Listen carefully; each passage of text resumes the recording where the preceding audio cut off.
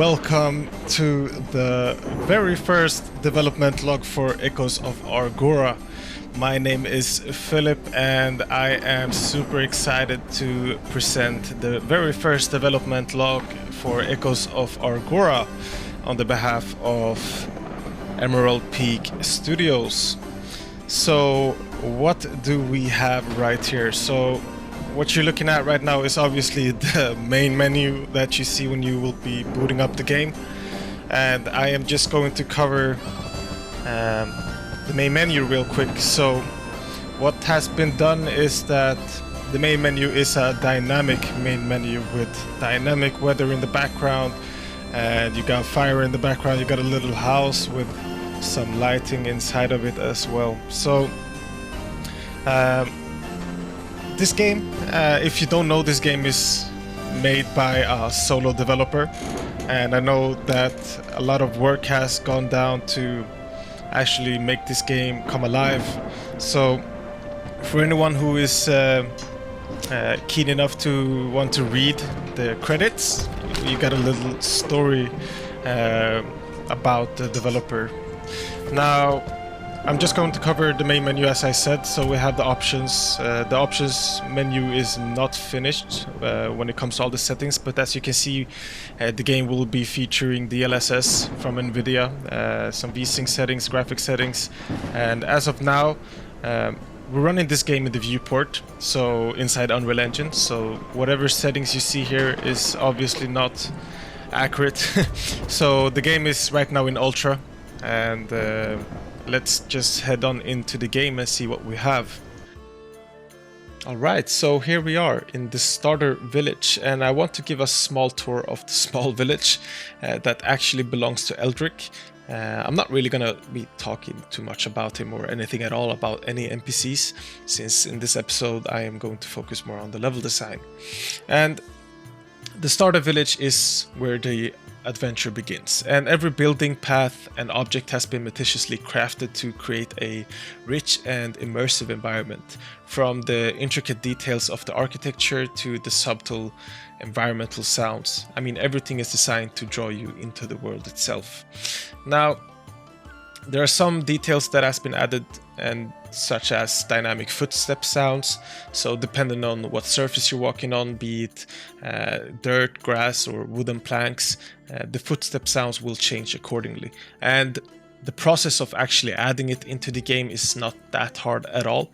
It's about the creation of the sounds themselves. So I've been working hard and a lot on actually creating these sounds from scratch and editing some existing ones that I had from before, and this adds a layer of realism and helps immerse you into the environment itself. Now, the paths and roads are carefully designed to guide you through the village and beyond.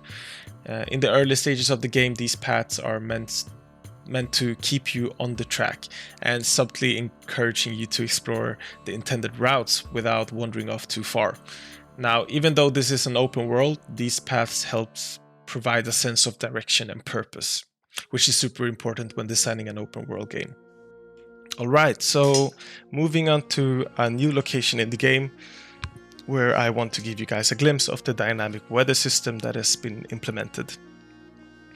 So as you can see, the weather changes dynamically depending on your altitude, and here on the mountain, which is located at a high altitude, it is snowing, and this has been done because it adds realism and immersion of the game world, making each environment feel unique and alive.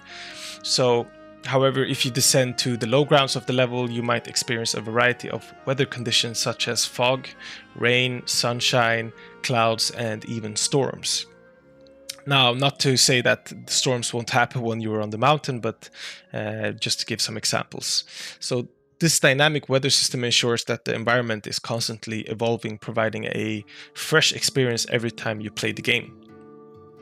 All right, so we have changed locations once again, and being inside the latest addition to the level, the new dungeon/cave, I want to talk about a topic that is crucial for any game, which is performance. And I am super thrilled to share that inside the cave environment of my game, we're getting a steady 100 to 110 FPS, which is a significant achievement for me as a solo developer, especially when you consider the performance benchmarks set by AAA titles in the market right now. For an example, a game like God of War running on max graphics settings typically achieves around 60 to 70 FPS for me with my hardware, and hitting 100 to 110 in my cave environment is something that I am incredibly proud of. Of course, the more confined and optimized areas like caves will naturally yield higher FPS. However, I am pleased to report that even when you are out in the open world, the game maintains a steady 80 FPS on max graphics settings. And just to give you an idea of the hardware I am working with, this is running on an RTX 4070 paired with an i5 13400F. And with the same hardware that I just said, I receive 60 to 70 FPS in a game like God of War. So comparing these two games, I'm pleased to say that this game is performing very well. Now, considering that 60 FPS is generally the target for games that aren't first-person shooters, maintaining 80 FPS in an open world setting is a fantastic achievement.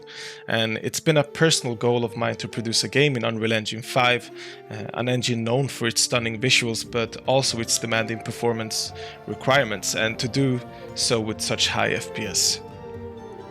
Achieving these performance benchmarks has required a lot of optimization and attention to details, from reducing load times to optimizing assets and refining gameplay mechanics. It's all about delivering a smooth and immersive experience for you, the player. So yeah, I am actually going to round this up right here, and I want to say thank you for actually tuning into this update, the first one out of 4 more, and I am excited to continue sharing this journey with you and achieving new milestones. So stay tuned for more updates, and as always, thank you for the support that you guys show in the Discord. And if you are not in the Discord, I highly suggest that you hop on right in. I will be leaving a link in the description. So yeah, until next time, happy gaming.